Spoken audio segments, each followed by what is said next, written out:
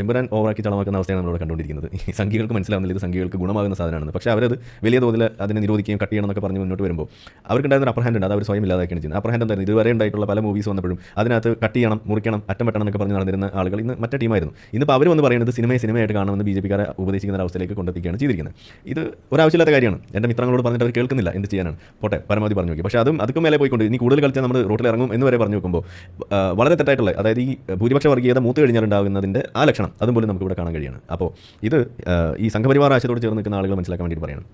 ഈ സംഘപരിവാർ അല്ലെങ്കിൽ ഈ പറയുന്ന വലതുപക്ഷം അത് ലോകത്ത് എവിടെയാണെങ്കിലും അത് ശക്തിപ്പെട്ട് കഴിയുമ്പോൾ എന്താണ് ഉണ്ടാവുക, അതിൻ്റെ ദോഷം എന്താണെന്ന് വെച്ച് കഴിഞ്ഞാൽ ഇതാണ് അതിൻ്റെ ദോഷം.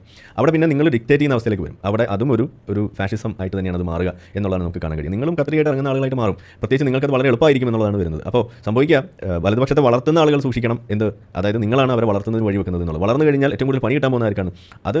ഈ ഭൂരിപക്ഷം എന്ന് വിളിക്കപ്പെടുന്ന സമൂഹത്തിൽ പോലും ഭാഗമായിട്ടുള്ള ആളുകൾ അവർക്ക് പോലും നിൽക്കളി ഉണ്ടാവില്ല. അതായത് അങ്ങനെ ഒരു ഹിന്ദു രാഷ്ട്രമായി കഴിഞ്ഞാൽ ഇവിടുത്തെ സാധാരണ ഹിന്ദുവിന് പോലും ഇവിടെ ജീവിക്കാൻ പറ്റാത്ത അവസ്ഥയാണ് ഉണ്ടാവുക. പിന്നല്ലേ ബാക്കി മുസ്ലിമിൻ്റെയും ബാക്കി ആളുകളൊക്കെ അവസ്ഥ. അപ്പോൾ അതിന് വഴിവെക്കാതിരിക്കണമെന്നുണ്ടെങ്കിൽ ഈ ഒരു പ്രവണതയെ ചൂണ്ടിക്കാണിക്കാൻ കഴിയണം. അപ്പം ഇവിടെ ഇപ്പോൾ നമ്മൾ സാധാരണ പറയുന്നത് തീവ്രവാദത്തെ എതിർക്കേണ്ട ഒരു ബാധ്യത അല്ലെങ്കിൽ അതിന് മുന്നോട്ട് വരേണ്ട ഒരു ബാധ്യത സാധാരണ മുസ്ലിങ്ങൾ കാണിക്കണമെന്ന് പറഞ്ഞ പോലെ ഇവിടെ ഇപ്പോൾ നമ്മൾ കാണുന്ന ഈ ഓവറാക്കി ചളമാക്കുന്ന ഈ അപ്പുക്കുട്ടന്മാരെ, ഈ സംഘി കുട്ടന്മാരെ, അത് തടയേണ്ട ബാധ്യത അത് ഇവിടുത്തെ ഹിന്ദുക്കൾക്കുണ്ട്. അപ്പോൾ നിങ്ങൾ സത്യം പറഞ്ഞു കഴിഞ്ഞാൽ ഈ സിനിമ കാണുകയാണ് വേണ്ടത്. എന്നിട്ട് ഈ ഗോത്രയോ എന്ത് തന്നെയാണെങ്കിലും അത് ചർച്ചയാക്കുകയാണ് വേണ്ടത്. അത് കൂടുതൽ അതിന് വേണ്ടിയിട്ടുള്ള പരിശ്രമങ്ങൾ നിങ്ങൾ നടത്തുക, എന്താണെന്ന് മനസ്സിലാക്കാനുള്ള ഒരു വഴിയായിട്ട് ഇതിനെ ഉപയോഗിക്കുക. ഇത് പബ്ലിക്കായിട്ട് പറയേണ്ടോ എന്നുള്ളതൊന്നല്ല വിഷയം. നിങ്ങൾക്ക് ചുറ്റുമുള്ള ഒരു 10 പേരോടെങ്കിലും ഇന്നതായിരുന്നു ഇതിൻ്റെ കാരണം, ഇതാണ് നമുക്ക് ഇതിനോട് യോജിക്കാൻ പറ്റാത്തത് എന്ന് പറയാൻ നിങ്ങൾക്ക് സാധിച്ചാൽ ഇത് തന്നെയാണ് അതിൻ്റെ വിജയമായിട്ട് വരിക. പക്ഷേ ഇവിടെ നമ്മൾ കാണുന്നതല്ല.